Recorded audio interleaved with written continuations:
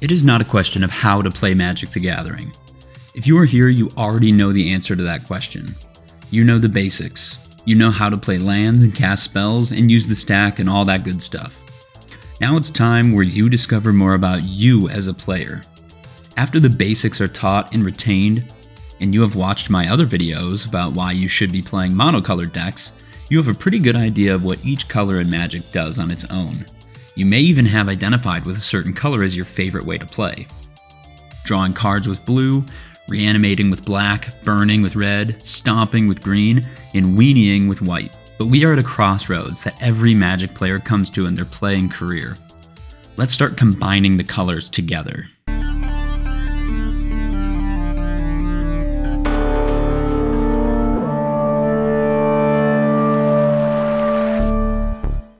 Welcome back to the channel if you're returning, and welcome to the channel if you're new here. I'm your host, your friendly blue mage, Azarain. I am stunned with the growth of this channel as of late. I know it's still small, but I'm just seeing all of your comments and the views and my sub count go up each day. It's a really great feeling, so thank you. But now all that gushy stuff is out of the way, let's get into the next video series. I have gone over why I think understanding monocolors in Magic is important, but that really isn't the way a lot of people like to play Magic. Most people identify with a single color, but it's how that color works with other colors is the real fun of deck building, and where the player's personality starts to shine through with their deck. The two color pairings are special to me, as when I was starting to play Magic, I got really into the lore and the backstories, and the setting of the one and only Ravnica jumped out to me and is very special to me. I loved the world building and how each of the guilds perfectly represented their colors and story, and was represented in the card game itself. That is why today we're starting with one of my favorite color pairings and guilds in Magic. That's right, you may have guessed it, the Izzet League, and my 5 tips for playing Izzet more casually in Commander. Now before we get deeper into this video, please make sure to like, comment, subscribe, all the buttons, all the things. I would really appreciate your feedback and to get to know you guys as this channel grows. You can also find a link to my Discord in the description of this video or the bio in my channel if you want to join me and others to form a Magic the Gathering community. We can share our thoughts and our decks, and you can even join me for my live stream Commander games. I'd love to have you, so please check it out and say hey. But anyway, we're going to get into the video. Izzet in Commander has always captivated and puzzled me. In Magic, there are things called allied and enemy color pairings. Allied pairings are next to one another on the color wheel and usually solve problems in similar ways. Enemy pairings are across from one another and usually clash when trying to find answers to certain things. Izzet is an enemy pairing, as red and blue want to play the game functionally different. Blue wants to take it slow and control the game, sit back and draw cards, counter spells, and red wants to blaze through its opponents with hasty creatures and mass damage. So how can we make these enemy colors work together for our benefit? So how would I recommend playing Izzet? Izzet has always been a tough color for me to craft with because of its inherent nature. Izzet as a color pair seems to want to do one of two things. You're either going to be playing artifacts, or you're going to storm out in a blaze of glory and win on one massive turn. Artifacts are pretty self-explanatory and can be tailored to your liking. As they're colorless, you can put in whatever artifacts you want, and the artifact synergies are pretty self-explanatory. But how can we play a more casual version of the storm colors? That is what I'll be seeking to do in today's video. Some of my recommendations on how to play Izzet in a more casual manner. Izzet is a great color choice for combos and powerhouse interactions, but if we're not careful, I always feel like Izzet is at the risk to take those 20-minute long combo turns and just combo out all at once, and sometimes even by accident. My playgroup uses a term that we call the Izzet turn. That is where you just have one giant explosion of value and take a 15 to 20 minute long turn to count your mana, sequence your cards, and just have one massive turn where you combo or storm or do whatever. So we generally use the Izzet turn to describe something like that.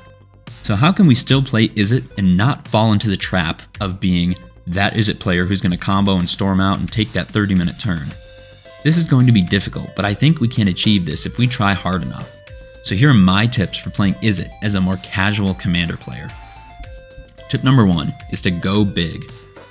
It will be very easy and tempting when building Izzet to make sure that your spells and curve are super low because we're in the two hardest colors to generate mana outside of mana rocks and treasures. Something that will help us play longer bigger, and just generally more fun Magic cards in my opinion is to play larger spells. Don't be afraid to dip into the 5 to 6 mana slot within Izzet. Your top end of your Izzet deck doesn't have to just be a Niv Mizzet combo or the Locust God Wheel instant win line. Remember that most of us just want to have fun and see cool plays and do fun things. Not everyone is looking to win in the fastest, most efficient way possible. Tip number 2, take it slow. Something that goes hand in hand with my first point is it tends to be lower to the ground because it struggles to make consistent mana or ramp out any sort of lands. But this doesn't mean that we need to play at a curve of 2 to 3 mana. It's okay to not have a response to every threat or to counter every spell early on. Something that I like to do with my control decks is not stop everything my opponents try and do, but rather only take care of the things that are going to hit me or that threaten to just instantly win the game. I still want my opponents to have fun and be involved with the game. Sometimes it's okay to let things resolve, but remember to be a good control mage and have a backup plan or a removal option so that if a threat does come towards you, you can answer it. But as long as your opponents are smacking each other, just pump the brakes, let your friends play, and try and grab the win when you can. Tip number 3, make sure to make treasures and you're going to have to rely on mana rocks. This is where you need to put a lot of focus on with Izzet. This is where you're going to have to devote more slots than usual when deck building. Make sure you run more mana rocks than you think you'll need, and I would personally recommend the 2 mana rocks, but don't be afraid to go into things like Replicating Ring, Thran Dynamo, and Gilded Lotus. They are expensive, but they have great payoffs for your big spells later on. On the flip side of this, red is great at making treasures. We need to rely on red to give us that one-time boost of mana, but it is going to feel just as good as ramping out extra lands. Goldspan Dragon, Gazalith Prismari, Professional Facebreaker, Stormkiln Artist, and obviously Dockside Extortionist if you can afford one. Tip number 4, watch out for combos. Something I feel that just naturally happens within Izzet is that you stumble into a combo or some lockout board state. I can't really give an accurate example, but with Izzet relying on bursts of mana or one solid turn to win the game, it's really easy to focus on those combo cards and just win the game on the spot. If you want to break out your Izzet deck more often and actually play it, I would suggest being very vigilant and careful about putting combos in your deck. People already don't like Izzet for that reason. If you're trying to play more casually and play more often, combos may not be the direction you want to take your deck. Tip number 5, make sure to make a board state. Something that Spellslinger players, and I'm looking at you guys, tend to do is focus so much on their spells that they forget to actually put solid creatures in their deck. Oftentimes, the Spellslinger player will be the one who is attacked when people have a leftover creature, or they need a combat damage effect, because they have no blockers, so why not just hit them?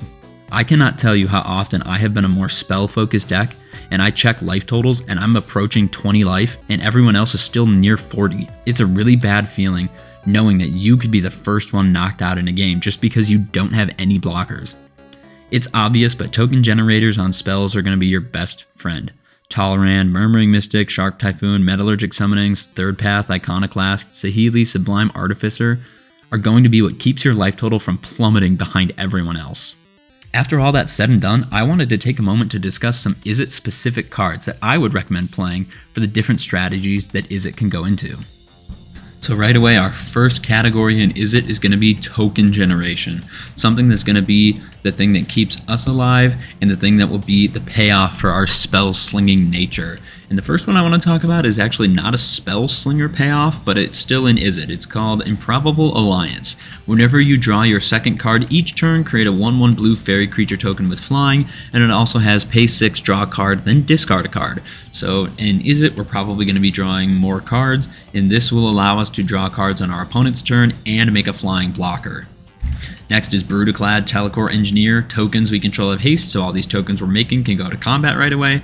And at the beginning of our combat, we make a 2/1 mirror, and then we may choose a token we control. If we do, each other token becomes a copy of that token. It does not stay until end of turn, and we can make all of our 1/1s that we make with Improbable Alliance into treasure tokens if we need that big burst of mana.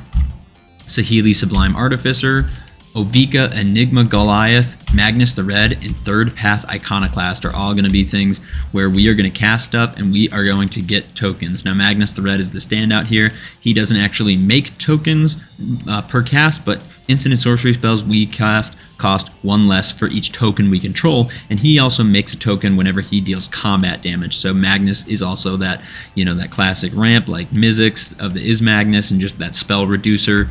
Third Path Iconoclast is newer, and whenever we cast a non-creature spell, so even something like a Planeswalker or an artifact, we get a 1/1 colorless soldier. It doesn't have flying or reach or anything, but it's 2 mana, low curve, big payoff.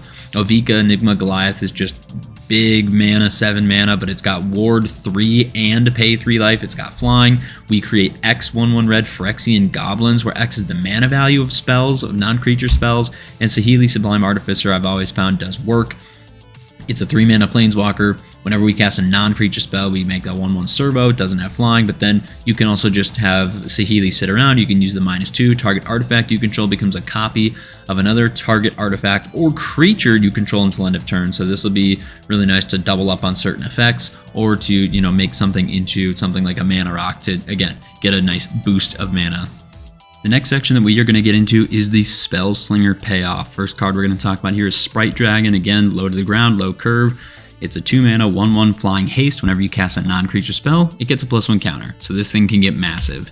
Goblin Electromancer, it's classic Izzet spell. Instants and sorceries cost 1 less. Firemind's Research is really interesting, and it may turn some commander players off, but I thought it was cool, and it's got some sweet art. So it's 2 mana. Whenever you cast an instant or sorcery, we put a charge counter on Firemind's Research. We can either pay 2, 1 in a blue, remove 2 charge counters and draw a card, or pay 1 in a red, remove 5 charge counters, and it deals 5 damage to any target. So it's either going to be card draw when we need it, or damage late in the game. Veyran, Voice of Duality, Magecraft. Whenever you cast or copy an instant or sorcery, Veyran gets +1/+1 until end of turn. If you casting or copying an instant or sorcery spell causes a triggered ability of a permanent you control to trigger, it triggers in additional time. Veyran is very powerful and can get very big very fast. Gazaleth Prismari does actually a lot of things for us. So it's a 3/4 flying blocker. When Gazaleth enters, we make a treasure, and artifacts we control have tap and add 1 mana of any color, and we can spend that to cast instant or sorcery spells. So Gazaleth Prismari is pretty awesome. He's 4 mana, so he's not super expensive. He makes a treasure that stays around even if he gets removed, and then we can use that treasure right away to tap it and cast an instant or sorcery. We're in Izzet, so we're going to be making a lot of artifacts anyway. And he is going to further the artifact strategy by letting us tap our artifacts, but then he also furthers the Spellslinger strategy. So Gazaleth fits in a lot of slots here in Izzet. We have Ral, the Storm Conduit. Whenever you cast an instant or sorcery, Ral deals 1 damage to target opponent or planeswalker. So Ral is just going to be, again, a planeswalker that we can just use his abilities, but he's going to be a way that we can deal damage while we are casting our spells. Niv Mizzet Perrin, obviously this is probably one of the best Izzet cards. He can't be countered, he's flying. Whenever we draw a card, he deals 1 damage to any target, and whenever a player casts an instant or sorcery, we draw a card. So Niv Mizzet is super great, super top end. There's a lot of combos with this guy, so just be careful, but one of my favorite Izzet cards, definitely. Balmor, Battle Mage Captain. You're noticing a theme that a lot of these cards are 2 mana, but Balmor just says whenever we cast an instant or sorcery, creatures we control get +1/+0 and trample, which is super relevant. So Balmor is just going to be great for getting in big damage and alpha striking someone pretty early. And Exalted Flamer of Tzeentch, 4 mana. At the beginning of your upkeep, return an instant or sorcery at random from our graveyard to our hand. Just keep cycling through what we're casting. And whenever we cast an instant or sorcery, Exalted Flamer of Tzeentch deals 1 damage to each opponent. So again, just mass damage here.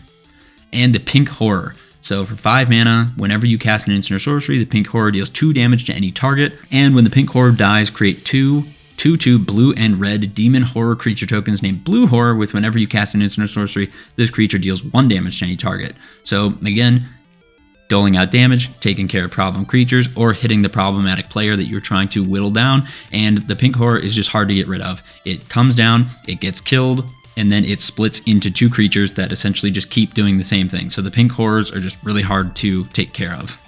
So this next smaller section is just going to be wheel payoffs. Now, I'm not going to talk about things like Wheel of Fortune or Magus of the Wheel. Those are single colors. I'm talking about Izzet today. So the first one we're going to talk about is the front runner of the wheel category, which is the Locust God. He's pretty famous. The other side of that Niv Mizzet kind of powerhouse Izzet card. So he's flying whenever we draw a card, we make a 1/1 blue and red insect creature token with flying and haste. Pay 4 mana, draw a discard. When the Locust God dies, return it to its owner's hand at the beginning of the next end step. So this guy's got protection built in. He makes flying hasters so they can either block or they can attack right away. Obviously, you got your impact tremors or your mana echo thing going on. Locust God, pretty famous. Next is going to be Riel, the Everwise, so 3 mana. Riel gets a +1/+0 for each instant or sorcery in our graveyard, so she can be pretty big. Whenever you discard 1 or more cards for the first time each turn, draw that many cards. And Arjun, the Shifting Flame, big ol' Sphinx, 5/5 with flying. Whenever you cast a spell, put the cards in your hand on the bottom of your library and draw that many cards. This next section is going to be all about coin flipping, something that Izzet is pretty niche in doing. There's not a whole lot of coin flipping support, but I'm just going to read them off. I'm not going to go through every card. We have Zindersplit, Eye of Wisdom, paired with Okun, Eye of Chaos, Yursri, Fortune's Flame, Stitch in Time, Squeeze, Revenge, Mutilath, Vortex Beast, Frenetic Efreet, Frenetic Sliver, and Skyclaw Thrash. Now, I would not be doing myself any sort of credit if I didn't talk about the counter spells being your friendly blue mage. So we're going to start off with the Izzet specific counter spells. The first one being Mind Swipe for X blue and a red, counter target spell if its controller, unless its controller pays X. Mind Swipe deals X damage to that spell's controller. Counterflux, this card is an all-star in Izzet, so it can't be countered. You counter a spell you don't control, which is going to be obviously what you're countering. And then it's got an overload cost if you wanted to pay that. Ionize, counter spell, deal 2 damage to a spell's controller. Essence Backlash, counter target creature spell, but Essence Backlash deals damage equal to that spell's power to its controller. And Reinterpret, counter target spell. You may cast a spell with an equal or lesser mana value from your hand without paying its mana cost. So this is just like you counter something and then you get a free thing. And to round out this video, we are going to just talk about some Izzet cards that I think are cool that I just want to bring up. So the first is going to be Melik Izzet Paragon. This guy, he's pretty old, but he is a known staple for Izzet. So we play with the top card of our library revealed. You may cast instant and sorceries from the top of your library, and when you cast an instant or sorcery from the top, you copy it, choose new targets for the copy. Next is going to be Thousand Year Storm, a pretty good finisher in Izzet, so whenever we cast an instant or sorcery, copy it for each other instant and sorcery you've casted this turn. You may choose new targets, so this is basically just your Storm card, that's what this does. You have Expansion Explosion. I love these modal cards that you can do 2 things, so Expansion is an instant, copy target instant or sorcery spell with converted mana cost 4 or less. You may choose new targets, or Explosion. Explosion deals X damage to any target. Target player draws X cards, so the expansion is good for the early turns, the explosion is good for the game-ending time. Expressive Iteration, one of my favorite Izzet spells. We get to dig 3 deep, so we put 1 card into our hand, so it's 2 mana, draw 1, but it also allows us to put a card that we don't want at the bottom of our library, and then we exile 1 card and we may play that card this turn. So if we're missing a land drop, we can make sure to hit the land drop, or if we're super late game, we can add a card to our hand for later, and then we can exile a card that we're going to play right now. So Expressive Iteration is incredible. Storm the Vault, 4 mana, legendary enchantment. Whenever 1 or more creatures you control deal combat damage to a player, create a colorless treasure artifact token. Obviously, you all know what treasures are. At the beginning of your end step, if you control 5 or more artifacts, transform Storm the Vault. It turns into some sort of land, but basically just that first part. Whenever we deal damage, we're going to make treasures. That's what we need to ramp. And Prismari Command. Super great modal Izzet spell, so, or I guess Prismari in this instance. So choose 2. It's going to deal 2 damage to any target, get rid of small creatures, or just hit a player if we really needed to. Target player draws 2 cards, then discards 2 cards, so we're going to loot twice into our hand and fill our graveyard. Target player creates a treasure token, super relevant, or destroy target artifact. So it's always great to have a spell that allows us to choose 2. It's got 4 modes, and it's 3 mana at instant speed. Please play more Prismari Command. It's seriously great. And honestly, I think that is going to do it for today's video. Those are my tips and some of my Izzet specific cards that I think you should use if you wanted to improve your Izzet decks. My goal is always to make sure that everyone has fun playing Commander together. I understand that people like combos and they like to play fast and efficiently, and if you are someone that does, then I support you in doing that. That's just not how I personally like to play, so my recommendations are obviously geared towards my playstyle. Thank you for watching, and make sure to like, subscribe, and comment if you agree with my points or what you would add to my list when playing Izzet in Commander. Be sure to look out for my next video in this series where we will keep tackling on how to play the 2 color pairings in Commander. I'm your host and your friendly blue mage, Azarain. Thanks for watching, and we'll see you next time.